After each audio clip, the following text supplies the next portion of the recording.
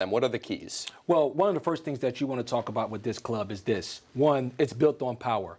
They're going to swing for it, and they're going to swing for it from pitch number one. But because it's built on power, early in the count, you can get some edge pitches because they're looking for a pitch that they can drive. This is a predictable fastball hitting team, so you do not want to throw predictable fastballs and fastball counts. You talked about the deep lineup. When you look at this lineup, obviously you have the two big guys in the middle.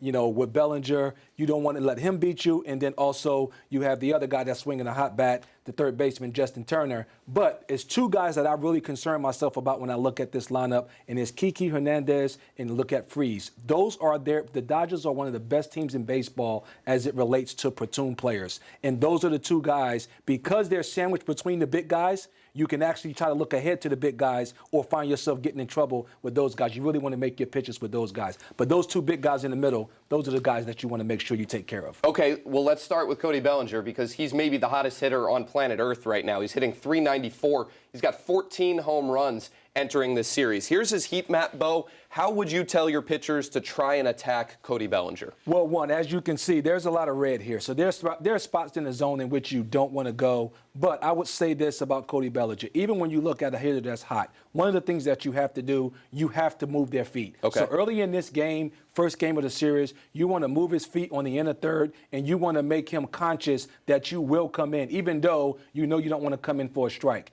But the areas of the plate in which you want to try to get him out, they're at the top of the strike zone. And let's go to the tape to look at some of this. This guy, obviously, he has great power, but as you can see, there is holes that you can attack at the top of the strike zone with him. And there you go, the Pirates here attacking the top of the strike zone. He wants the ball out over the plate. There you go, up and in with another fastball for a third strike. Look here, top of the strike zone, you get him again.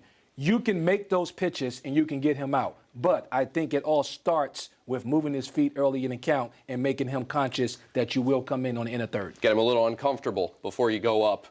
Yes. Move his feet a little bit. Okay, let's go to Justin Turner now. This is a guy that really took his career to another level with the launch angle era taking off. He's now been in the top 15 in MVP voting each of the last 3 years. Really consistent hitter. How do you go about trying to get him out? The first thing with Justin Turner is you want to stay away from patterns. He's probably one of the smartest hitters in all of baseball. Okay. And what I mean by predictable patterns, meaning ball one, fastball, ball two, breaking ball. You want to stay away from patterns. You want to know how you pitched him the last time so that you don't pitch him the same way the next at bat. Interesting. Okay, another guy that likes the ball out over the plate. When you look at his heat map, the farther the ball get away from him in the strike zone, this guy really wants to get himself extended. What you want to do with Justin Turner is you want to crowd him on the inner third of the plate, and you see his two holes, down and in and up and in. Again, this is a guy that you want to make uncomfortable on the inner third of the plate because when he gets extended, he can do damage. Let's go to the tape and look at Justin Turner.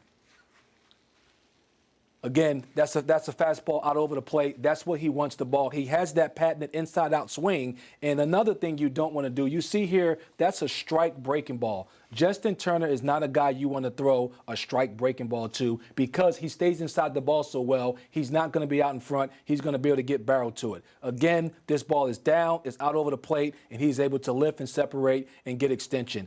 Again, both of these two guys are the main guys in their lineup that can hurt you, but they have spots that you can go in within their swings where you can get them out, but I think it starts with making them uncomfortable on the inner third of the plate.